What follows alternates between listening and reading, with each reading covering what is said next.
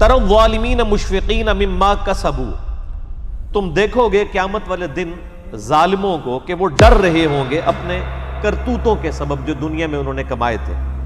یہ دنیا میں بھی یعنی جو لوگ برے اعمال کرتے ہیں جب ان کی عدالت میں پکڑ آتی ہے تو وہ اندر سے ضمیر ان کو خود ملامت کر رہا ہوتا ہے کہ اب تو مارے گئے، اب پکڑ کے سوا کوئی چارہ نہیں، اور پھر اللہ کی عدالت جہاں کوئی چھڑوا نہیں سکتا، کسی کی دھون زبردستی نہیں ہے، کوئی جھوٹی گواہی قبول نہیں ہو سکتی، کوئی سفارش قبول نہیں ہو سکتی، جب اللہ تعالیٰ کی بارگاہ میں کو پکڑا جائے گا تو وہ دل ہی دل کے اندر ڈر رہے ہوں گے، لرزاں و ترساں ہوں گے۔ وَهُوَ وَاقِعٌ بِهِمْ، جبکہ وہ عذاب ان پہ واقع ہو کر رہے گا۔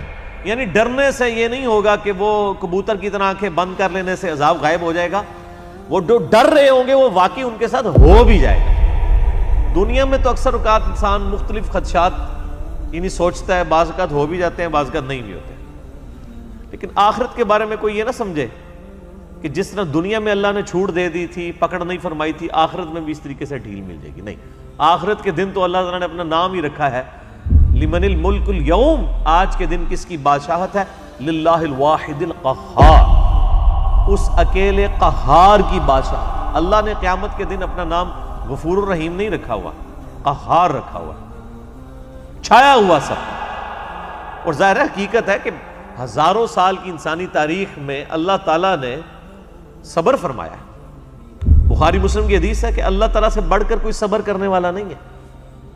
لوگ اس کے لیے اولاد تجویز کرتے ہیں، اسے گالیاں دیتے ہیں اولاد تجویز کر کے، لیکن پھر بھی ان کا رزق بند نہیں کرتا۔ سب سے بڑھ کر صبر فرمانے والا اللہ ہے، لیکن یہ صبر اس دنیا کی زندگی تک ہے۔ آخرت کی زندگی میں اللہ تعالیٰ نے پھر کسی کا لحاظ نہیں کرنا، حق کا وہ تو پھر واضح آ گیا۔ وَمَن يَعْمَلْ مِثْقَالَ ذَرَّةٍ خَيْرًا يَرَهُ وَمَن يَعْمَلْ مِثْقَالَ ذَرَّةٍ شَرًّا يَرَهُ، جس نے ذرے کے برابر بھی نیکی کی ہوگی وہ بھی پیش کر دی جائے گی، اس کے سامنے رکھ دی جائے گی، اور جس نے ذرے کے برابر گناہ بھی کیا ہوگا وہ بھی سامنے رکھ دیا جائے گا۔ یہاں تو اکثر لوگ کہہ دیتے ہیں جی اللہ تعالیٰ نے چھوٹی چھوٹی گلاں نال کی لینا دینا، ٹھیک ہے، اور اللہ تعالیٰ ہمارا ذرے کے برابر بھی نیکی کی اجر پاؤ گے، اور ذرے کے برابر گناہ بھی کیا اس کا پھر تم انجام دیکھ لو گے۔ بولے اعوذ باللہ تعالی۔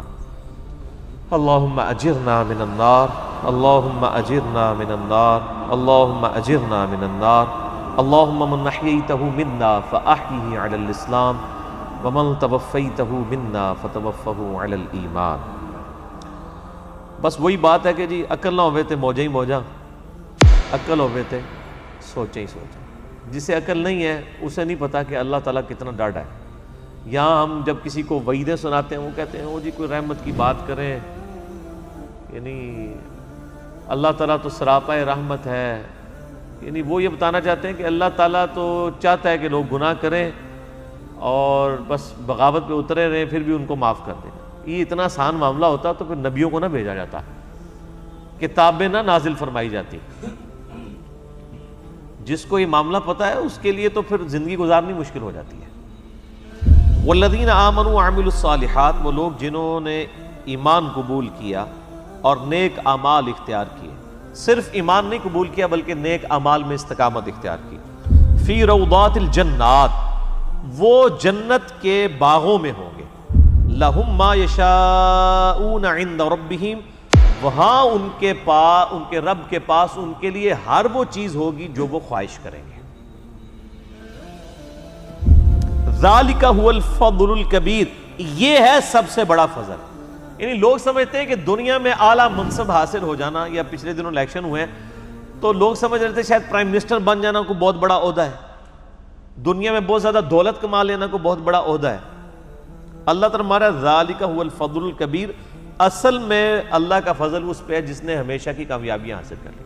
اور لاجیکل بات ہے میرے بھائی، ایک بندے کو بتایا جائے کہ آپ کو اتنی ساری ایفرٹ کے اگینسٹ جو ہے وہ 3 منٹ کے لیے جو ہے وہ بادشاہی ملے گی، اور دوسرے کو بتایا جائے کہ آپ کو اتنی ہی ایفرٹ کے اگینسٹ ہمیشہ کی بادشاہت ملے گی، جس میں موت بھی نہیں آئے گی، جس میں زوال بھی نہیں ہوگا، جس میں بڑھاپا بھی نہیں آئے گا، جس میں بیماری بھی نہیں آئے گی۔ تو کون سا بیوقوف آدمی ہے جو یہ 3 منٹ کی، اور یہ 3 منٹ کی زندگی آخرت کے مقابلے پہ، آخرت کا جو ایک دن ہے وہ 50,000 سال کا دن ہے، قرآن حکیم میں آیا سورۃ الحاقہ میں۔ تو آخرت کا جو ایک دن ہے، اس کے مقابلے پہ 60 سال کی زندگی 3 منٹ بنتی ہے آلموسٹ۔ ابھی آخرت کے بعد جو جنت و دوزخ کا فیصلہ ہونے والا ہے وہ تو صحیح مسلم میں حدیث ہے کہ کوئی شخص سمندر میں انگلی ڈبوئے، سمندر میں جو انگلی ڈبونے سے اس کی انگلی پہ پانی لگتا ہے وہ دنیا کی زندگی ہے، اور سمندر آخرت کی زندگی، انفینٹ لائف۔ تو اصل میں کامیاب وہ ہے جو وہاں پر کامیاب ہو گیا، اصل عقل مند وہی ہے۔ ذالک الذی یبشر اللہ عبادہ الذین آمنوا، یہ ہے وہ جنت جس کی خوشخبری دیتا ہے اللہ تعالیٰ ان لوگوں کو اپنے بندوں میں سے جو ایمان لائے، وعملوا الصالحات، اور نیک اعمال بھی کیے۔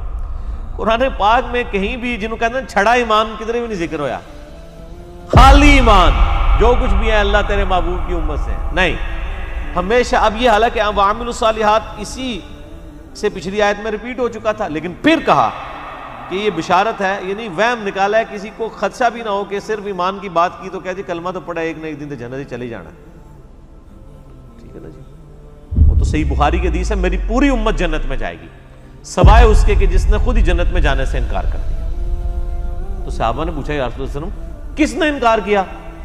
تو آپ نے بڑا سمپل جملہ ارشاد فرمایا کہ جس نے میرا حکم مانا وہ جنت میں جائے گا، اور جس نے میری نافرمانی کی اس نے جنت میں جانے سے انکار کر دیا۔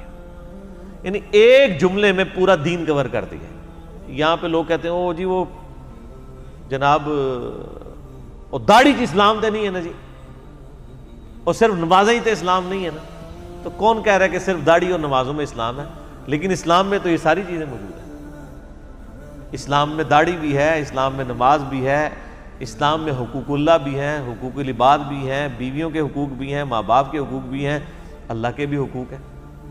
تو یہ ساری کی ساری ٹوٹل پیکج مل کے جو ہے وہ اسلام ہے نا۔ ادخلوا فی السلم کافہ، اے ایمان والو اسلام میں پورے کے پورے داخل ہو۔